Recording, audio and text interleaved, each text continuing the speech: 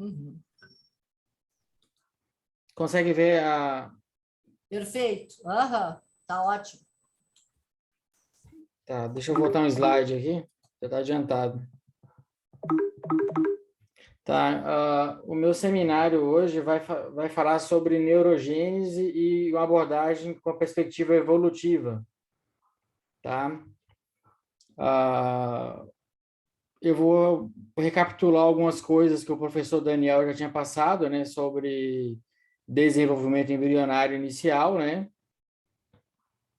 Tá? Então, a aula foi dada pelo professor Daniel, a disciplina é Bases Moleculares da Neurogênese Embrionária e Neuroplasticidade.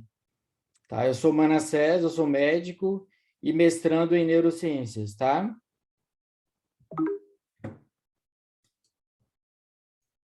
Então, vamos recapitular o que a gente tinha visto na última aula, nas últimas aulas, né? Aqui eu tenho a figura de um desenvolvimento de ouriço do mar, tá?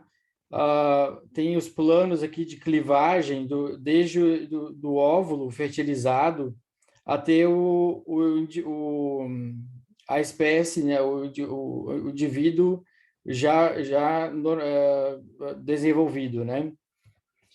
O que se nota em biologia do desenvolvimento e com perspectiva em evolução, né, que seria a biologia do desenvolvimento evolutivo, né, seria que que acontece o seguinte: o aparato genético e molecular ele se conservou ao longo da evolução, né? Alguns genes primordiais, eles, deixa eu admitir aqui uma pessoa, tá? Ao longo da evolução, nota-se que houve uma conservação do aparato genético e molecular do desenvolvimento estrutural inicial do embrião entre os filos, né?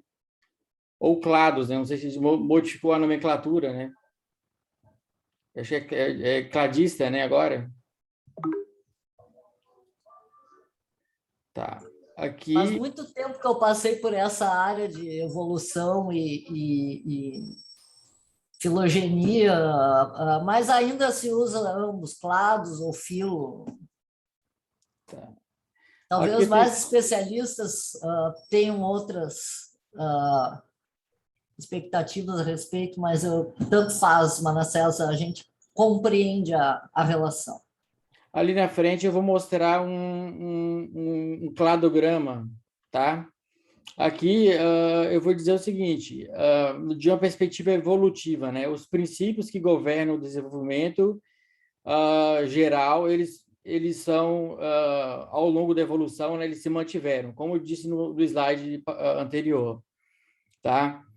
Ah, o que se, o que mais me interessa nessa apresentação seria a estrutura do telencéfalo, né, que é a estrutura cerebral que evolutivamente foi recentemente adquirida ao longo da evolução, né?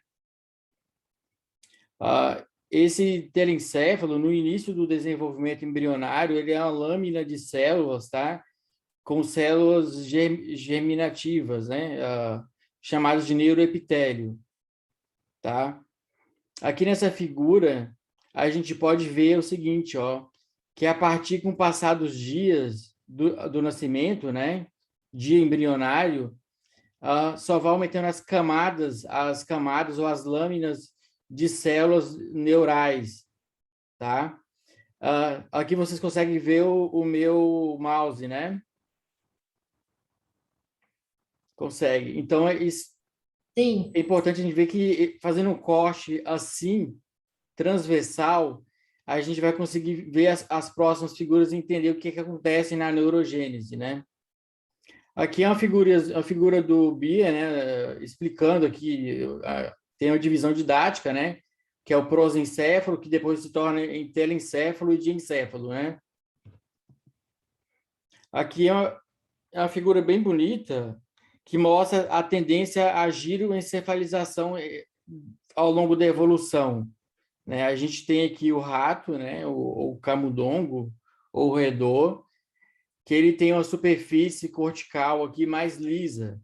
E ao longo e ao longo, com o passar dos anos, né, filogeneticamente, tem a tendência a circunconvoluções ou sulcos e giros, né, ao longo da evolução, tá? O encéfalo humano estaria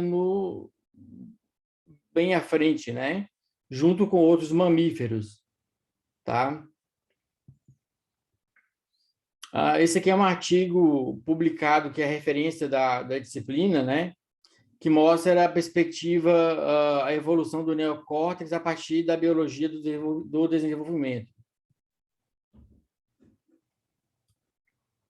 Aqui mostra a trajetória ao longo da vida evolutiva, né? O neocórtex, como o nome indica, eu já tinha falado antes, a aquisição mais recente em termos evolutivos, né? Eles, apesar de terem originado no período carbonífero, com o surgimento dos répteis, a forma como conhecemos hoje remonta ao período Triássico, tá? O encéfalo, então, atual, ele tem 6 camadas ou lâminas, tá? Que é disposto os neurônios nessas camadas.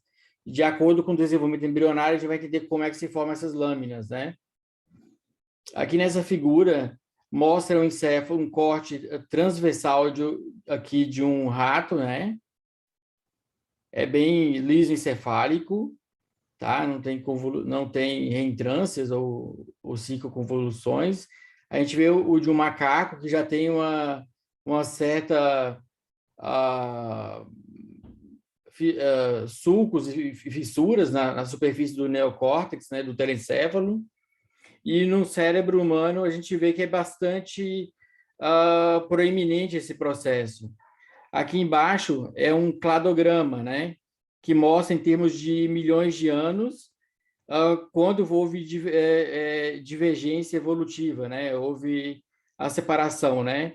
A gente vê que o rato ele divergiu tanto dos macacos quanto dos homens há 10 milhões de anos atrás. Já entre os macacos e a espécie Homo sapiens, que somos nós, né, isso tem 25 milhões de anos, tá? Aqui é um cladograma que estava explicando, uma visão mais ampliada, né? Então, está surgindo a disciplina, né? Uma disciplina nova, a disciplina que está se desenvolvendo, que é chamada de EVO-DEVO, tá? Que é Biologia Evolutiva do Desenvolvimento, que fala sobre a neurobiologia do desenvolvimento e explica informações genéticas contidas em células progenitoras que regulam o fenótipo, a migração, a alocação de neurônios em um encéfalo em desenvolvimento, e onde esses neurônios estabelecem circuitos espécies específicos, né? Aqui é uma recapitulação, eu acho importante, de a blástula, né? Desenvolvimento embrionário inicial, blástula. A gente tem uma gástrula que depois ela invagina, né? Aí a gente tem, ao longo da evolução, a gente tem aqueles que são bilaminares e os trilaminares, né? A espécie humana ela é trilaminar. A gente vai ver isso nas figuras, tá? Que são cortes aqui, e os nomes, assim, ectoderme, a endoderme, em seres mais simples, né? Que eles têm isso aqui, essa estrutura essa bilaminar. Em seres mais evoluídos, né? A gente tem a formação do mesoderma, do ectoderma, que dá origem ao sistema nervoso central e periférico, e o celoma, que dá origem à cavidade peritoneal. E algumas estruturas bem importantes, tá? Aqui embaixo tem a mesma figura, achei bem bonita colocar ela, né? Que é do Candel, tá? A mórula, blástula, e aqui a invaginação, o tecido mesodérmico aqui nesse polo, e o endoderma aqui embaixo, e o ectoderma fora, né? Aqui a gente tem, então, o embrião, né? Uma visão, em várias visões aqui, posições, né? Aqui a colocação rostral, que é mais anterior, e caudal, né? A gente vê no corte transversal, né? Corte transversal, o mesoderma, aquele mesoderma aqui, que a gente tem aqui, tá? Aí o endoderma e a formação aqui no epitélio externo do ectoderma começa a formar uma invaginação, um sulco, tá? Esse sulco forma o tubo neural e umas estruturas residuais formam o sistema nervoso periférico, que é a crista neural, tá? A gente tem tubo neural, uh, mesoderme, ectoderme e notocorda. A notocorda, ela é uma estrutura muito importante porque ela vai induzir diferenciação e migração de células progenitoras, tá? Fazer só uma observação, o surgimento da notocorda no processo evolutivo das espécies foi um divisor de águas entre os seres mais evoluídos e os menos evoluídos, se a gente considerar os períodos geológicos, né, as eras. Então, não só o surgimento do tubo neural, né, mas a presença de notocorda, essa estrutura está presente em vários organismos inferiores, como os vermes, plateumintos, enfim, Nematódeos, né? os primeiros que surgiram, né, que tiveram estrutura. Isso. A notocorda, ela é formada a partir do mesoderma, tá? Eu não tinha dito antes. E o mesoderma, que ele forma os somintos na frente, né? Vai ser somintos que nós somos seres metamerizados, né? Em segmentos, né? Mas isso não é o escopo da apresentação. A gente pode ver aqui, ó, os somintos são vários segmentos, né? Que tu vê aqui.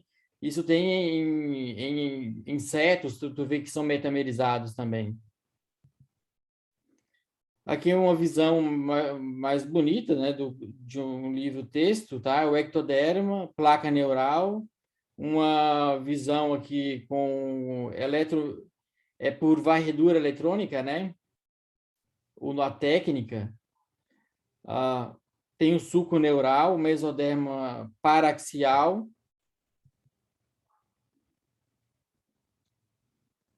É o mesmo, basicamente não Lindo muda muito. essas fotos aí, hein, de microscopia eletrônica de varredura.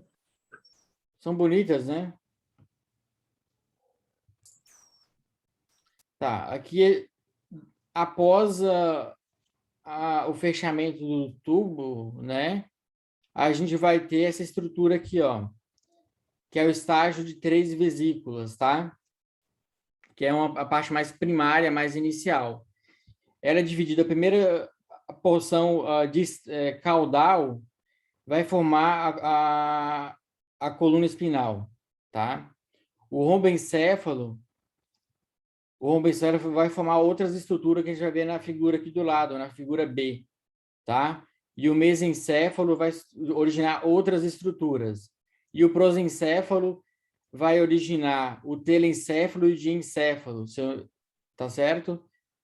E aqui dentro dessas vesículas, a gente tem um sistema ventricular, que a gente conhece nos encéfalos humanos, né? Os ventrículos, né? Tem o primeiro, tem os laterais, né? Tem o terceiro ventrículo, tem o arqueduto cerebral e o quarto ventrículo. Aqui a gente tem uma projeção da retina, né? Com o cristalino. Essa estrutura é chamada de esse conjunto aqui, cortando aqui, a gente tem o prosencéfalo, tá? Nesse segmento aqui, o metencéfalo, ele se preserva. E a gente tem o rombencéfalo, que se torna metencéfalo, que é a ponte e o cerebelo, e o mielencéfalo, que forma o bulbo, tá? Aqui do lado tem uma figura de um embrião de um pinto, tá? De uma ave, mostrando as estruturas, né? Aqui a gente consegue ver, ó, bem bonitinho. Então, eu achei esse artigo também uma revisão basicamente focada em neurogênese, né? Biologia celular da neurogênese. Eu aproveitei alguma coisa do conteúdo desse artigo. Então, a neurogênese é um processo através do qual células neurais progenitoras geram novos neurônios, o que vai ser visto à frente. Esse processo não ocorre somente na fase embrionária ou nos estágios iniciais da pós-nascimento, né? Isso acontece durante toda a vida em regiões discretas do encéfalo, né? Como o hipocampo e a região subventricular, se eu não me engano. Aqui a gente tem a parte mais bonita, né? Que é o mecanismo da proliferação, migração e diferenciação celular. Nessa figura aqui, acontece o seguinte: as células neuroepiteliais, elas podem formar células chamadas de células da glia radial, tá? Então, ela lança projeções para a superfície pial, que é a superfície mais externa aqui, ó, que eu estou mostrando aqui. Aqui essa figura mostra bem desenhado, né? A parte pial e a superfície ventricular, que é a mais interna. Então, o processo de proliferação é da superfície ventricular em direção à pial, tá? Então, as células gliais radiais, né? Elas projetam e depois vai dar suporte à formação de neurônios, tá? Essa célula aqui, ela tem capacidade de gerar neurônios quanto astrócitos no futuro, tá? Ao longo do desenvolvimento embrionário. Aqui tem as divisões acontecendo, a proliferação, né? Um precursor neural que já se diferencia e começa a subir, a escalar esse processo aqui dessa célula glial, tá? Radial. No caso aqui, na frente eu vou explicar o que seria divisão assimétrica e divisão simétrica, né? Aqui a gente tem a divisão simétrica, gera duas células da glia radial, e aqui na divisão assimétrica a gente gera uma célula já com uma tendência à diferenciação, com comprometimento com diferenciação. Aqui eu vou mostrar a migração, como é que ela acontece, né? Aí tu consegue ver aqui, ó, que a parte ventricular aqui embaixo, as células gliais projetam, tá? Esses núcleos, eles podem subir e descer, né? Digamos, você pode subir aqui e depois dividir e gerar uma célula neuronal, né? Aqui nesse ponto. Aqui está o processo de migração, né? Ele enrola aqui no processo celular, né? Aqui a gente tem a zona marginal, placa cortical, aí tu vai ver a figura à frente mostrando as lâminas, como elas ficam organizadas ao longo do processo. Aqui. Então, a gente vai ter zona ventricular, zona intermediária, né? E à frente, essa região cinza aqui vai se tornar substância branca. E lá em cima, a gente vai ter as camadas, né? Camada 1 até a camada 6. Cada uma tem um nome específico, tá? Uma nomenclatura específica. Aqui a gente mostra a árvore da neurogênese, né? Como é que acontecem as divisões, o que elas podem proporcionar em termos de divisão celular e potencial para diferenciação ou se manter indiferenciadas, né? Aqui o NE seria célula neuroepitelial, que ela pode se dividir inicialmente em duas células neuroepiteliais, né? A divisão simétrica e proliferativa. Essa outra célula neuroepitelial, ela pode, né, numa futura divisão celular, né?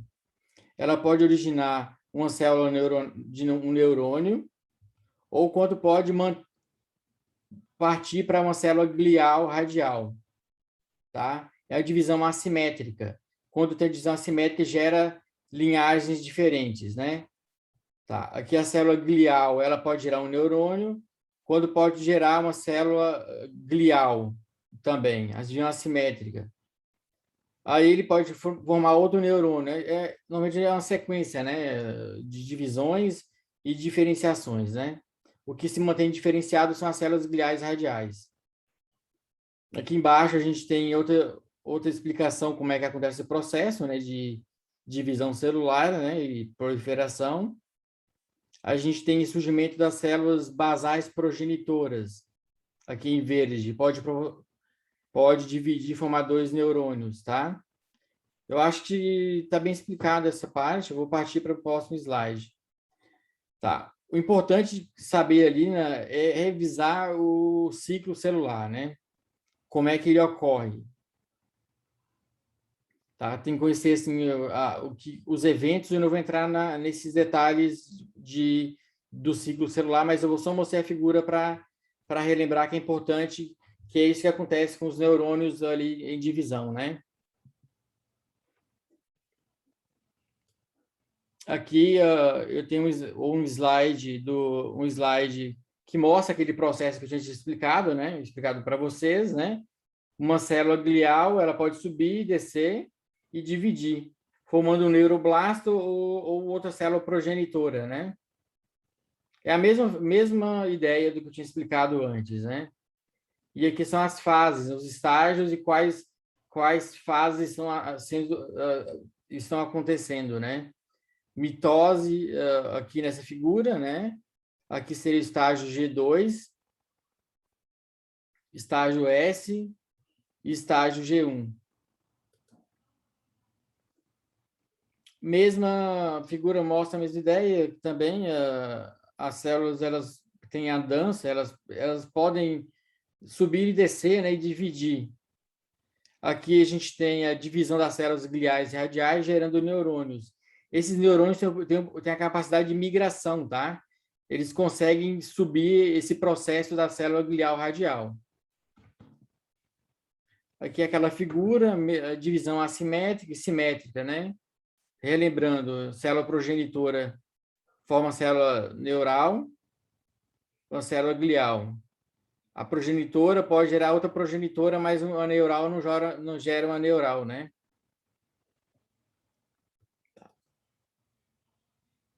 Outro corte também mostrando, só que esse do Candel, outro livro-texto, né?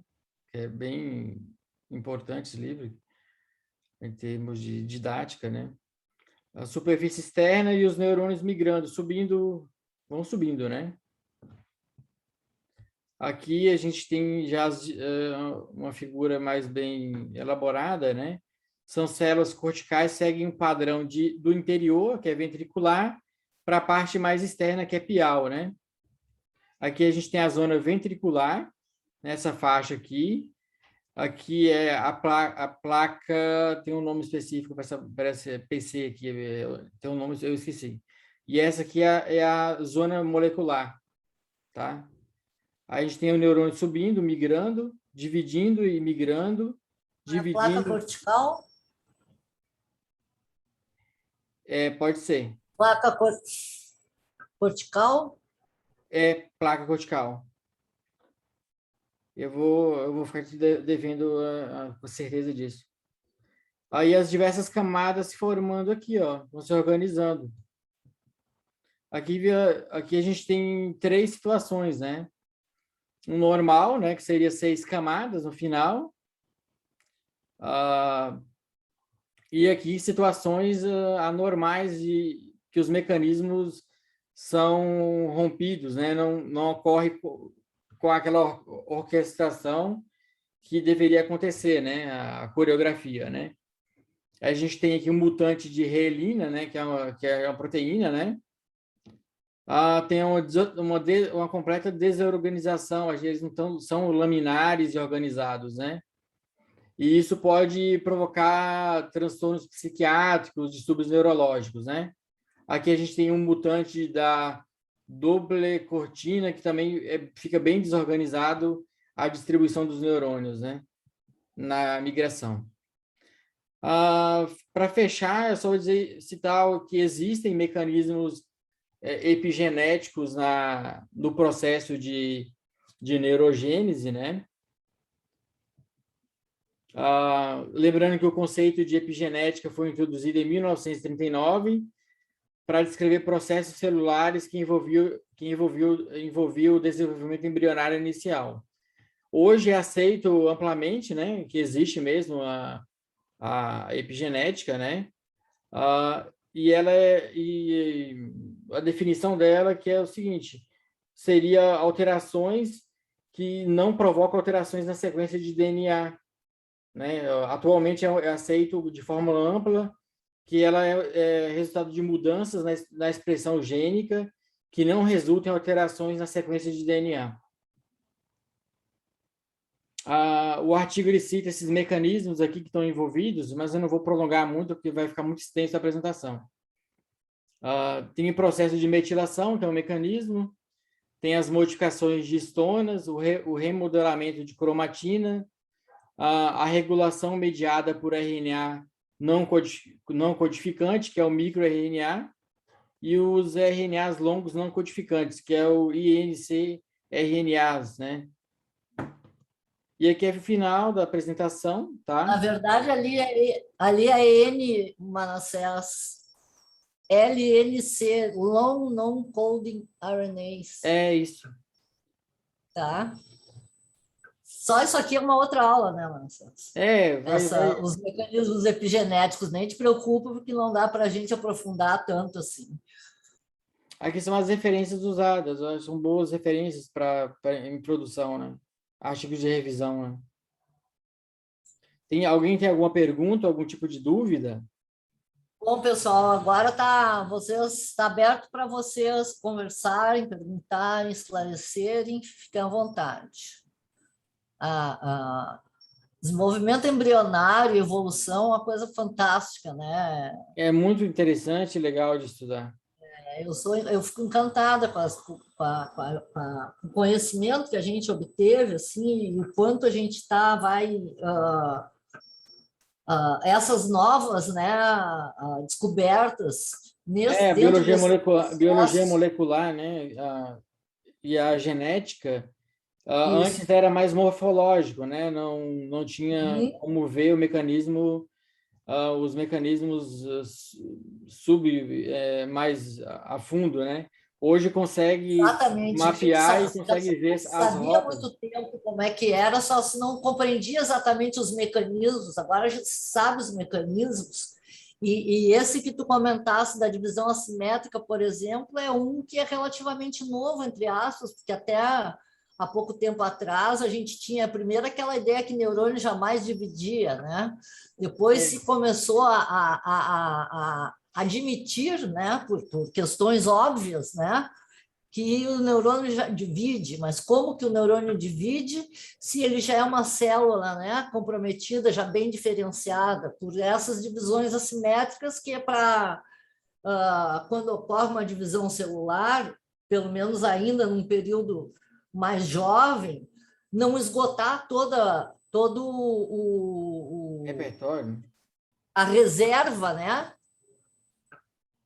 de células potenciais neuronais. Então, se todo o tempo se fizer as divisões fossem simétricas, muito cedo a gente não teria substituições de neurônios, por exemplo, que morrem, seja lá por questões metabólicas normais, né, de excesso de lixo metabólico, enfim, tem que desocupar o espaço para dar lugar para novos neurônios. Se não houvesse essa divisão assimétrica que guarda aquele progenitor neural lá que fica na reserva técnica, né, para, caso necessário, algum tipo específico de neurônio seja substituído, o nosso cérebro tem, não só o nosso, mas de vários outros organismos, né, que já se sabe que há essa manutenção de capacidade regenerativa, ela se dá graças a essas divisões assimétricas, diferente das simétricas que deixam a célula já comprometida com um determinado tipo celular e classe, né, de diferenciação, que não tem como voltar atrás para se necessário, ir para outro caminho, como um progenitor neural, por exemplo. Um detalhe, a questão da situações neuropsiquiátricas, como a depressão, né? Tu pode ter morte celular no hipocampo, né? Uhum. E depois, se tu trata o paciente com antidepressivo, tu pode ter uma renovação de células, né? Que vai Exatamente. repovoar e a pessoa continua com as funções normais, né? Graças àqueles que As ficam, reservas. né? Os progenitores neurais que ficam lá em stand-by caso necessário, né? Tem É uma óbvio que reserva o indivíduo fisiológica, mais né? idoso ele vai ter menos, o indivíduo mais jovem vai ter mais, né? Mas igual se tem essa reserva técnica, como em qualquer outro tecido também do organismo. Mas tinha essa ideia, se tinha até muito tempo, enquanto eu estava na. Bom, faz muito tempo, mas quando eu estava na faculdade, neurônio não dividia, né? Na minha Sabia época de também todas não. essas migrações e tal, mas essa divisão assimétrica, que a gente tinha uma reserva técnica de progenitores, né? São células tronconeurais, que a gente pode chamar elas de células tronconeurais, uma progenitora neural, né? Comprometida com o tipo neural, mas dentro daquela grande variabilidade de diferentes neurônios que nós temos, elas têm a capacidade de ir para um lado ou para o outro. Mas excelente tua apresentação. Eu sou suspeita porque eu adoro essa parte de embriologia e evolução, então. Eu também gosto muito de embriologia. Mas Vai acabar daqui 7 minutos. Alguém tem alguma pergunta? Oi, Sabrina. Essa outra, aquela desorganização também, né? A gente trabalha muito, acho que o Daniel talvez tenha já comentado com É vocês, displasias, mas né? displasia cortical focal é exatamente consequência dessa desorganização na formação das camadas, né? Então, realmente, não sei se ele já mostrou para vocês, Ele falou já bastante disso. comentou. Ele falou bastante desse tema, da questão das displasias Se focais, de vocês origem epilepsia, né? observar, a gente tem algumas colorações de imunoscoquímica que nós fizemos ali, é realmente totalmente desorganizado quando a gente compara com o normal. É impressionante a capacidade de desorganização que uma mutaçãozinha dessas aí causa toda a formação do sistema nervoso central do indivíduo. Então, é um processo que realmente é muito bem controlado, foi muito bem desenhado e planejado pela natureza, né, para sair tudo certinho ali no lugar adequado, e uma célula que tiver fora da sua camada, né, já pode ter várias consequências. E outra coisa interessante que tu falaste também sobre os mecanismos epigenéticos, né? Por mais que tu faça a formação, que a formação ocorra de uma forma adequada, ordenada e tudo bem organizado, ainda nós somos, como é que se diz? Estamos sujeitos, né, às pressões ambientais. Pressões ambientais, eu digo de todos os, não só o ambiente, o ar que a gente respira aqui, mas também o nosso psique, né? E que isso já gera a produção de substâncias que podem alterar ali, então, fazer essas modificações epigenéticas que podem interferir na produção de determinadas proteínas, né? Ou essas modificações, elas ocorrem normalmente, ou elas bloqueiam a transcrição de um gene, a metilação, né, do material genético, que é um evento epigenético, quando o DNA tem seu gene metilado, tem um metil, um CH3, só que se liga ali, ele está bloqueado. Todo aquele que está, toda aquele dicionário que está ali para ser traduzido em uma proteína, não vai ser traduzido na proteína. O indivíduo tem a proteína, não tem mutação nenhuma no gene, mas a proteína dele ou é produzida em pouquíssimas quantidades ou simplesmente a produção é abolida. pode causar uma malformação.